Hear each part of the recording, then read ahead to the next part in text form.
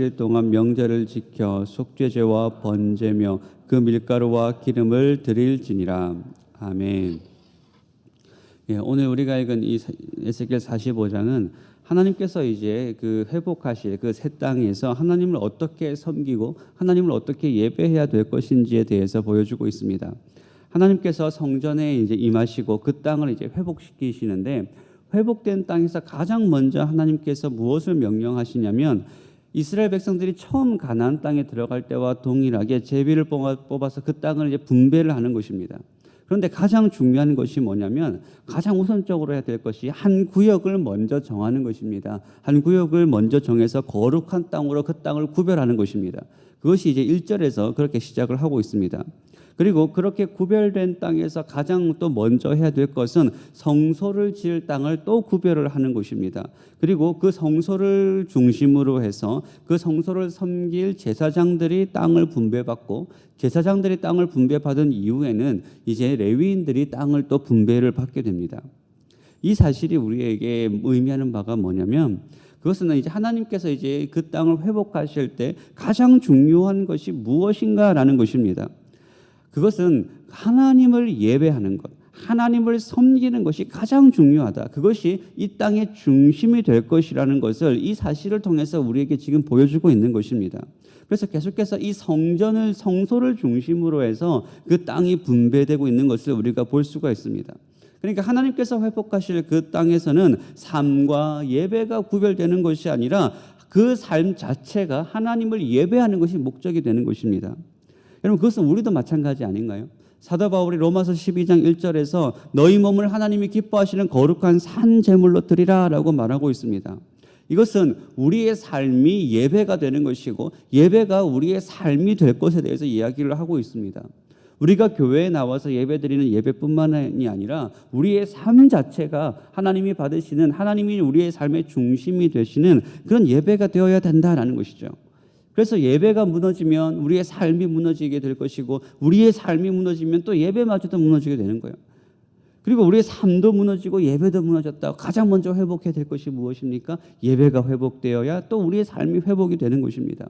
그러니까 우리의 삶의 중심이 무엇이 되어야 되는가? 하나님을 섬기고 하나님을 예배하는 것이 우리의 삶의 가장 큰 우선순위가 되어야 되는 것입니다.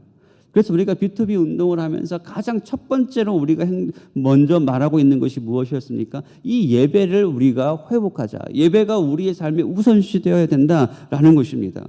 여러분, 여러분의 삶 속에서 하나님께 드리는 이 예배가 여러분들의 삶의 가장 큰 우선순위가 되시기를 바랍니다. 그리고 6절 이하에서는 백성과 왕에게 줄 그 땅을 다시 이제 구분하는 기록이 되어 있습니다.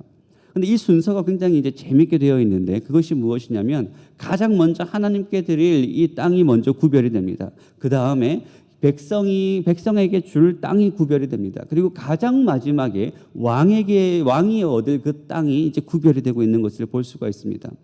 구조적으로 보면 하나님께 드릴 그 땅이 가장 중심에 있고, 그 밖에 백성들의 땅이 있고, 가장 가쪽, 양옆 가쪽에 왕이 분배받을 땅이 구별이 되어 있습니다. 가장 바깥쪽에 있는 거죠.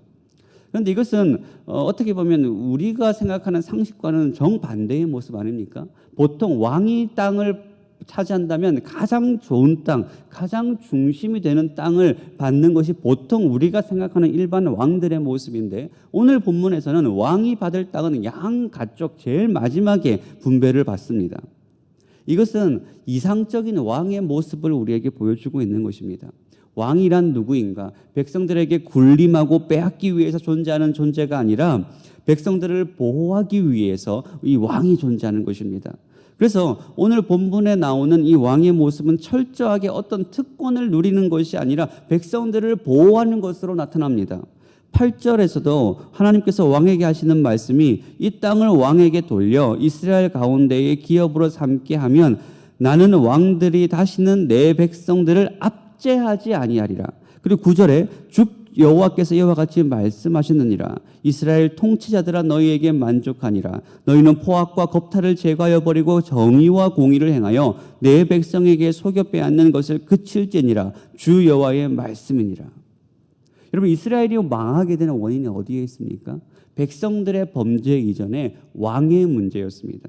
하나님을 섬기고 백성들을 돌보아야 될 이스라엘 왕들이 탐욕을 가진 것입니다. 자기에게 주어진 지위에 만족하지 못하고 더 강해지고 더 부해지려고 하다 보니까 결국은 우상을 숭배하고 이방을 의지하게 된 것입니다.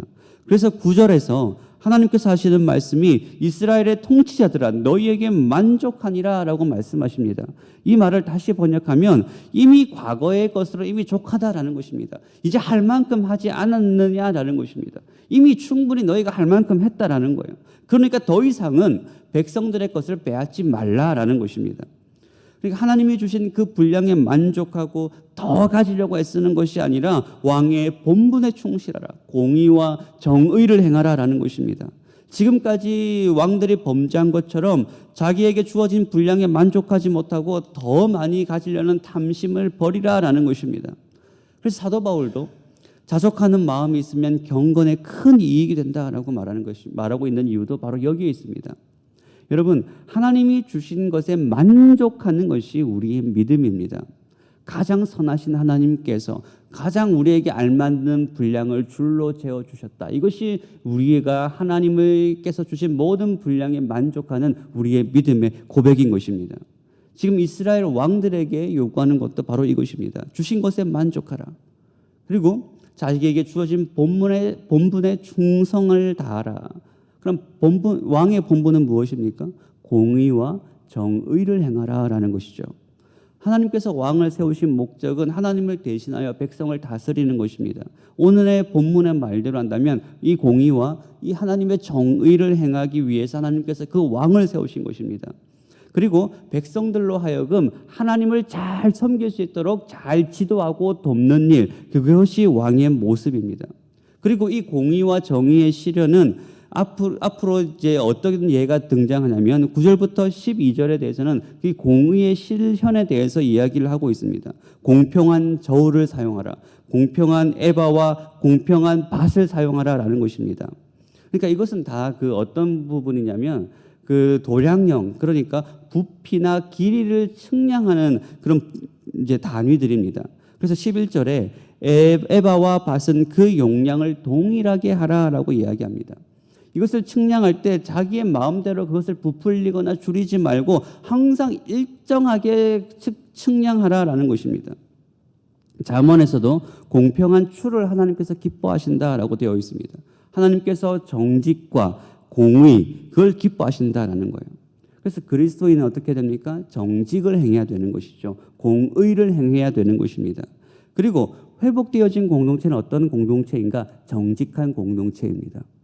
그러니까 여러분, 거룩이라는 것은 단순히 우리가 성경책을 팔에 끼고 거룩한 모습으로 다니는 그것 자체가 거룩한 것이 아니라 어떤 종교적인 행위 자체만으로 그 사람이 거룩하다라고 말하는 것이 아니라 거룩은 하나님을 닮아가는 것입니다. 하나님을 닮아가는 것인데 하나님은 어떤 분이신가? 공의로우신 분이십니다. 그렇기 때문에 거룩은 우리의 삶의 모습으로 드러나게 되어 있습니다. 그 중에 하나 가장 대표적인 것이 바로 정직함입니다. 정의를 행하는 것입니다. 그래서 거룩한 성도의 삶은 거룩하고 정직하고 공의로운 삶을 살아가는 것입니다. 하나님을 예배하는 성도의 삶은 결국 하나님 앞에서 정직을 행하는 것이죠. 그래서 내가 그리스도인입니다, 내가 교회를 다닙니다 라는 이 말은 다른 사람으로 하여금 그 사람은 정직한 사람이야, 그 사람은 공의를 행하는 사람이야 라고 평가를 받을 수 있어야 되는 것입니다. 과거에 우리의 신앙의 선배들, 우리 기독교가 한국교회에 처음 들어왔을 때는 그런 모습으로 우리의 신앙의 선배들이 살아갔습니다. 오늘날 우리가 회복해야 될 모습도 바로 이것입니다. 바로 그 정직한 저울을 통하여 하나님께서 기뻐하신다라고 되어 있습니다. 그리고 13절부터는 하나님께 드리는 예물에 대한 설명입니다. 그런데 중요한 것은 이 예물들의 모습, 예물을 드려지는 이 모습을 자세히 보시면 16절에 보시면 백성들이 그 예물을 하나님께 직접 드리는 것이 아니라 왕에게 드리게 되어 있습니다. 그리고 왕은 그 백성들로부터 그 예물을 받아서 그 각 절기마다 하나님께 잘 분배해서 또 드리게 되어 있습니다. 그러니까 지금 왕의 모습이 백성과 하나님 사이에서 중간에서 예물을 왕을 통하여 하나님께 바치게 되어 있습니다. 그래서 오늘 본문에 나와 있는 이 왕의 본분이 지금 뭐라고 되어 있냐면 왕의 책임은 국방을 튼튼히 하고 나라의 경제를 살리는 것이 왕의 책임이 아니라 왕의 본분이 무엇이냐? 백성들이 하나님을 잘 섬기게 돕는 것이 왕의 특징으로 계속해서 기록이 되고 있습니다. 그래서 17절에도 이렇게 시작을 하고 있죠. 군주의 본분은, 왕의 본분은 번제와 소제와 전제를 명절과 초하루와 안식일과 이스라엘 족속의 모든 정한 명절에 갖추는 것이니. 그러니까 군주의 목적, 왕의 본분이 무엇인가? 여러 가지 예배를 잘 드리게 하는 것입니다. 하나님을 섬김에 부족함이 없도록 그것을 준비시키고 갖추는 것이죠. 그런데 이스라엘 역사상에서 앞으로 이런 왕은 등장하지 않습니다. 실제로 이런 왕이 등장한 적은 없습니다. 결국 지금 여기서 말하는 이 왕의 모습이라는 것은 지금 실제적인 어떤 여러 왕들을 이야기하고 있는 것이 아니라 상징적인 의미로 우리에게 주어지고 있는 것이죠. 누구를 예표하고 있겠습니까? 바로 우리의 영원한 왕 되시는 예수 그리스도를 지금 예표하고 있는 것입니다. 예수님께서 우리의 왕 되시는 거예요. 예수님께서 왕이 되셔서 우리에게 공의와 정의를 행하십니다. 그리고 하나님과 우리 사이의 진정한 중보자로서 예수님을 통하여 우리는 하나님을 예배하고 하나님께 나아갈 수 있는 것입니다. 구약 왕들은 여기서 실패했지만 그러나 우리의 왕 되시는 예수 그리스도께서는 완전히 이 일을 성취하신 분이십니다. 우리의 참 중보자이시오. 우리의 참 왕이 되시는 예수 그리스도가 우리 가운데 있기 때문에 우리가 예수 그리스도의 통치를 받기 때문에 우리는 그 예수 그리스도의 의를 의지하여서 하나님께 완전한 예배를 드릴 수가 있는 것입니다. 그리고 예수 그리스도께서 우리의 왕이 되시기 때문에 여러분 우리가 안전한 거예요. 그리고 우리가 드리는 이 예배가 실패하지 않는 것입니다. 그래서 18절 이하부터는 이제 그 회복된 예배에 대해서 등장하고 있습니다. 하나님께서 성전을 회복시키시고 레위인을 회복시키시고 이제 왕들의 지위까지 회복시키신 다음에 결국은 이 예배의 회복을 위해서 이 모든 일들을 진행하고 계시는 것입니다. 하나님과의 관계는 무엇으로 증명되는가? 우리가 드리는 이 예배를 통하여 우리가 증명이 되는 것입니다. 그래서 예배가 회복되어지는 장면이 18절 이하에서 기록이 됩니다. 가장 먼저 해야 될 것은 성소를 정결하게 하는 것이죠. 제사장들은 매년 1월 1일마다 성소를 속죄했습니다. 그리고 희생 제물의 피를 가져다가 제단을 정결하게 했습니다. 거기서 끝나는 것이 아니라 모든 백성들의 죄를 속죄했습니다. 결국 이제 이 매년 1월 1일이 될 때마다 이스라엘 백성들은 무엇을 기억하게 되느냐면 우리가 어떤 존재인가라는 것입니다. 우리가 죄인이고 하나님의 속죄를 받을 수밖에 없는 그런 죄인이라는 사실을 매년 1월 1일마다 이 속죄 의식을 통해서 기억하게 되어 있습니다. 그리고 21절 이하에서는 유월절에 대해서, 23절 이하에 대해서는 초막절에 대해서 기록을 하고 있습니다. 유월절은 출애굽을 기념하는 날이고 초막절은 이스라엘 광야 생활을 동안 하나님께서 인도하여 주신 것을 기념하는 그런 절기입니다. 출애굽도 하나님의 주권과 은혜로 된 일이고 광야에서의 40년도 하나님의 돌보심과 은혜 때문에 이 일들이 가능했다라는 것을 이스라엘 백성들이 유월절과 초막절을 지키면서 기억하는 것입니다. 그러니까 이 절기들의 핵심 그리고 성소를 거룩하게 하는 이 모든 핵심들은 어디에 있습니까? 이스라엘 백성들이 잊지 않고 기억하는 데 있습니다. 하나님께서 주신 그 은혜를 기억하는 날입니다. 물론 우리도 오늘날 이런 절기들은 실제적으로 지키지는 않습니다. 그러나 우리가 날마다 하나님 앞에 나와 예배하는 목적이 무엇인가? 하나는 하나님을 높이는 것이고 또 하나는 우리가 하나님의 은혜를 기억하는 것입니다.